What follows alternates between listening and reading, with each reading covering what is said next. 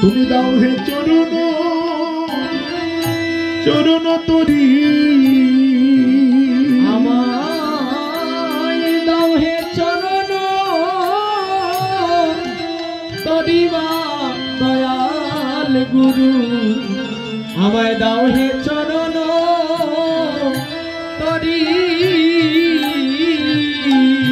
গুরু আমি রাঙ্গা চরণ পূজা করিব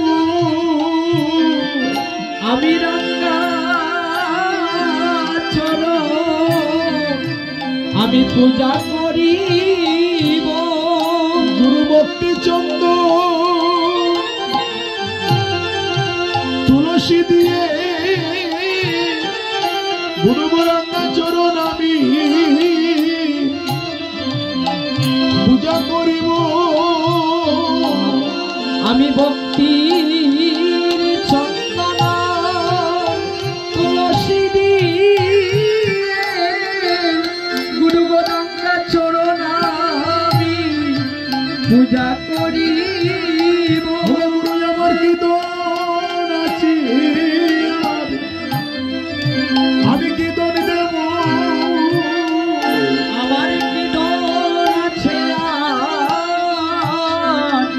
আমি কি দোন দেব আমি বলে সাধনে জানি না গুরু কি দোন আছে আমি কি দোন দেব ভবে সাধন ভজন কিছু জানি না গুরু কি দন আছে আমি কি দন দেব সাধনে জানি না গুরু কি দোন আছে কি দোন দেব ভবে সাধন ভজন কিছু জানি না গুরু কি দন আছে কি ধন দেব গুণে আমার নেওতরাইয়া গুণে আমার নেওতরাইয়া গুণে আমার নেওতরাইয়া গুরু নিজ গুণে আমার নেওতরাইয়া তুমাসি চরণ তরি হরি রে হরি তোমার শ্রী চরণ তরণী দিয়া ওরে শ্রী চরণ তরণী দিয়া ও গুরু জয় গুরু জয় গুরু জয় গুরু জয় গুরু জয় গুরু জয় গুরু দয়া ও ভাই তুলোর সাউন্ড দেই ধরো দে জনিতাই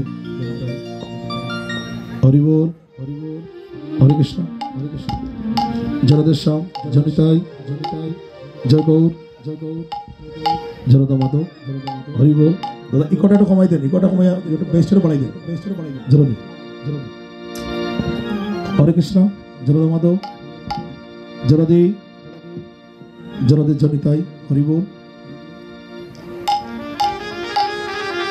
জরদের শ্যাম হরি বল আজকের এই সুকর্ণগর গ্রামে উপস্থিত আমার সাধুগুরু বৈষ্ণব লক্ষ্মীমতী মায়েরা আমার মহাপ্রভুর প্রান্তীয় ভক্তগণ আপনারা সবাই পরম বৈষ্ণব আমরা জানি বহু জনমের স্বীকৃতির ফলে বৈষ্ণব আসিয়া মিলে এই যে আজকে যারা যারা এখানে মিলিত হয়েছেন ওই গ্রামবাসীর বহু জনমের স্বীকৃতি ছিল বলে ওই গ্রামবাসীর কোটি জনমের স্বীকৃতি ছিল বলে আপনাদের মতো সাধুগুরু বৈষ্ণবের এখানে আগমন হয়েছে হরিবল যারা দিয়ে তাই ভক্তগণ আমার মাতৃমণ্ডলীগণ সাধুগুরু বৈষ্ণবগণ আমরা গতকালকে অধিবাসের পদে একটা আস্বাদন করেছিলাম কথাটা যে রাধা কৃষ্ণের লীলাগান করিবে যে আস্বাদন পুরাইবে সবার অভিলাষ আপনারা যে যে মনে আশা নিয়ে আকাঙ্ক্ষা নিয়ে আজকে আপনারা নববৃন্দাবনে এসেছেন শিবাসঙ্গনে এসেছেন ভক্তগণ যদি অখণ্ড মনোযোগে রাধা গোবিন্দের লীলা আমরা আস্বাদন করতে পারি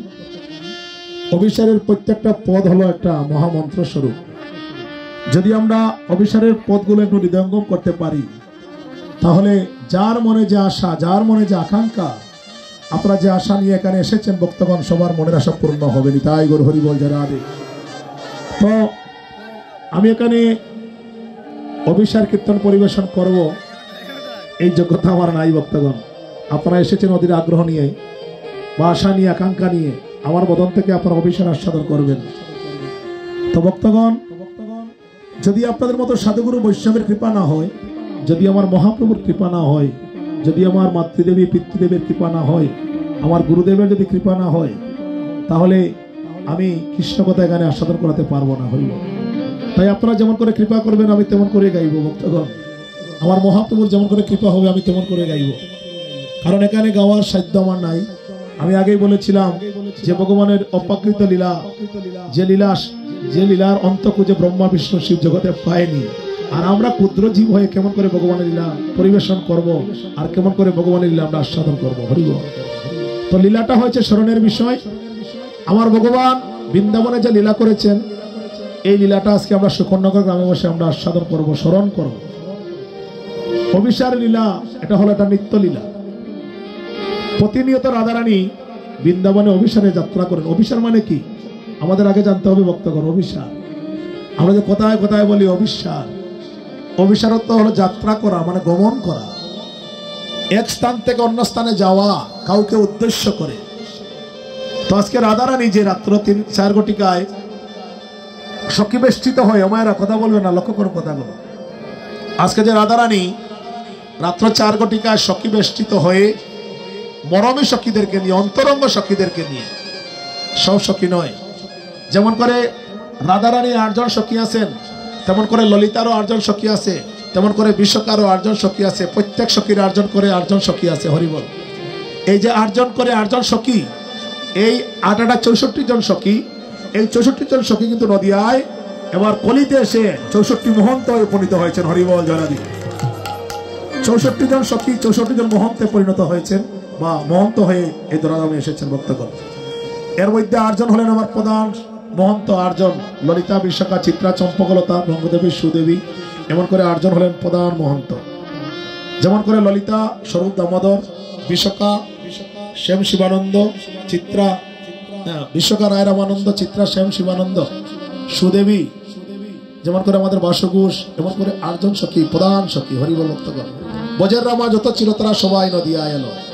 তারা কিন্তু সবাই নদিয়া এসেছেন কেন? গৌর লীলা আস্বাদন করিবার জন্য। তো যাই হোক, আমরা ওইদিকে যাচ্ছি না। আপনার সময় মরমী ভক্তগণ এখানে বসে আছেন অভিসারের পদগুলো আস্বাদন করার জন্য। তো মহাপ্রভু জয়টা পদ এখানে পরিবেশন করাবেন, আমরা ততগুলো পদ আস্বাদন করবো। আমি চাই না এখানে পদের বাইরে কিছু বলতে, যেহেতু আপনারা মরমী ভক্ত, অনুরাগী ভক্ত। ভক্তের মনে আঘাত পেলে আমার ভগবানের মনে আঘাত পায়, ভক্তের মনে কষ্ট পেলে আমার ভগবান বলছে আমি নিজে কষ্ট পাই, হরিবল। সবকিছু আমি সহ্য করতে পারি, কিন্তু আমার ভক্তের ব্যথা, ভক্তের আঘাত আমি জগতে কখনো সহ্য করতে পারি না, নিতাই গৌর হরিবল যারা দিন। তার প্রমাণ, একটা প্রমাণ দিয়ে আমরা যাই ভক্তগণ, বিলম্ব করব না। যার প্রমাণটা হলো শিবাস ঠাকুর, যে অঙ্গনে আমার মহাপ্রভু কীর্তন করছেন, শিবাস অঙ্গন। শিবাস অঙ্গনে প্রতিদিন আমার মহাপ্রভু কীর্তন করতেন। চাপাল গোপাল এসে বাধা সৃষ্টি করেছিল।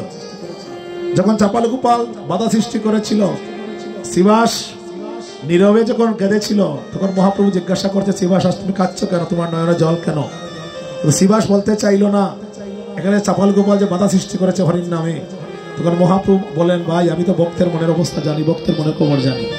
যদি তুমি আমাকে বলছো না তুমি কাঁদছো কেন, আমি জানি তুমি চাপাল গোপাল আজকে হরির নাম এখানে বাধা সৃষ্টি করেছে, শিবাস অঙ্গনে অনেক ব্যাঘাত করেছে, এজন্য তুমি নয়নে কাঁদছো।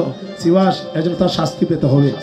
যার ফলস্বরূপ চাপাল গোপাল কুষ্ঠরোগে আক্রান্ত হয়েছিল, নিতাই গৌর হরিবল জয়রাধি। তো এমন করে সহস্র প্রমাণ, হাজার হাজার প্রমাণ আমার জগতে মহাপ্রভু রেখে গেলেন। ওইদিকে আমরা যাচ্ছি না ভক্তগণ। এখন আমার কথা হলো মায়েরা, অভিসার, অভিসার, অভিসারের 4টা অক্ষর। অভিসার, ওয়ে অকর্ণ মণ্ডলশ্চৈব, বিয়ে বিষম প্রেম উদ্যব, যন্ত্র সয়াকারে সাকরং সাগরং সদৃশ্যম, আর রয়ে রকারং রমণত ভবে, যার অর্থ হলো গভীর সমুদ্র মন্থন করে এই গভীর সমুদ্র থেকে যে অমূল্য সম্পদটুকু পাওয়া যায়, অমূল্য ধনটুকু পাওয়া যায়, তেমনি অখণ্ড কৃষ্ণ নাম, যেই নামের কোনো খণ্ডন নাই, অখণ্ড কৃষ্ণ নাম গাইতে গাইতে এই কৃষ্ণ নাম থেকে যে রসটুকু পাওয়া যায়, যে প্রেমটুকু পাওয়া যায়, তার নাম হয়েছে অভিসার। অখণ্ড কৃষ্ণ নাম, যেই নামের কোনো খণ্ডন নাই ভক্তগণ। হ্যাঁ, অখণ্ড কৃষ্ণ নাম গাইতে গাইতে যে রসটুকু পাওয়া যায়, যে প্রেমটুকু পাওয়া যায়, তার নামে হয়েছে অভিশাপ।